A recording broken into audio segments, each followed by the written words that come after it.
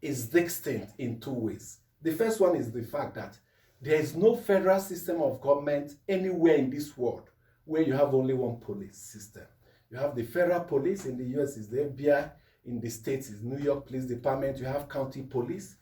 Germany, Australia, all federal states, they have multiple police institutions. It's only Nigeria that have only one federal police.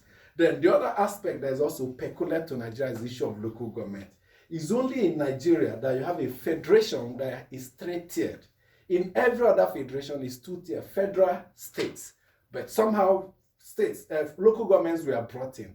And many of the states have not really accepted that. In fact, at the National Conference, 2014 National Conference, a resolution and a recommendation was reached that we should resort to a two-tier system where states, if you like, as a state, like Lagos tried to do, you can create 100 local government areas, development areas, whatever you call it. If you want to have three, that you can share money among three tiers where every other place is two-tier. And that may explain why the bill, one of our listeners said the president should cause a bill to go to the National Assembly for amendment of the Constitution. The president didn't send it. There's another initiative that is on now. Was it you, Abulu?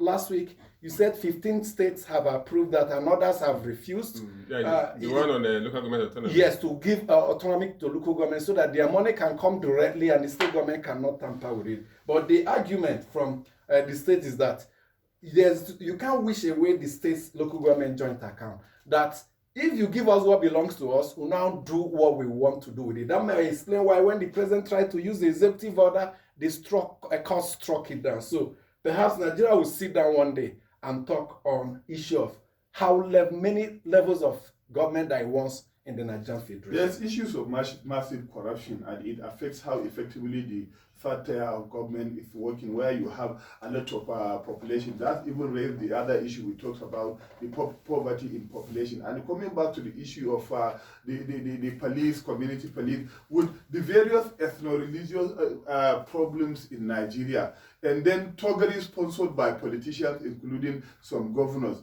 If you put this state police in the hands of these politicians or governors, then you know exactly what is going to happen. Despite the problems we are complaining about, extortion, I think the police headquarters need to do something about it. But you know how bad the roads will be if you remove these policemen, on the road. Politics has started, and we've seen and some governors have already started sponsoring talks to attack people. Unfortunately, yes, if you give them that license to have their own police, they will turn them into political talks. And Abulu, look at what is happening in Ondo State, where their Monteco is not being politicized.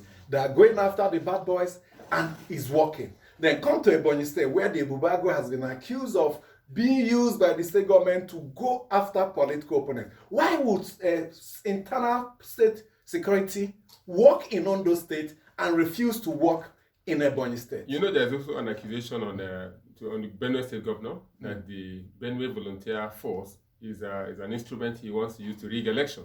And he has come out openly to deny that.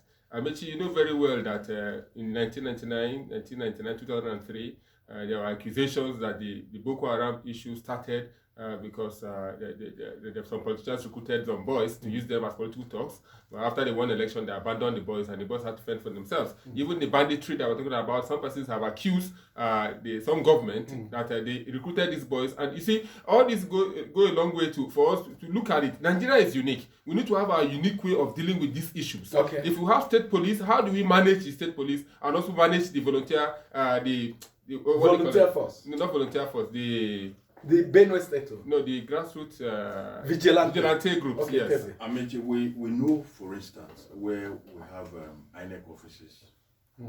We saw another attack in Oru West in Imo State. We know where all the INEC offices have addresses. If the if the Inspector General of Police and his men cannot protect these facilities, please, he should give way. Let's have another person who can do the job.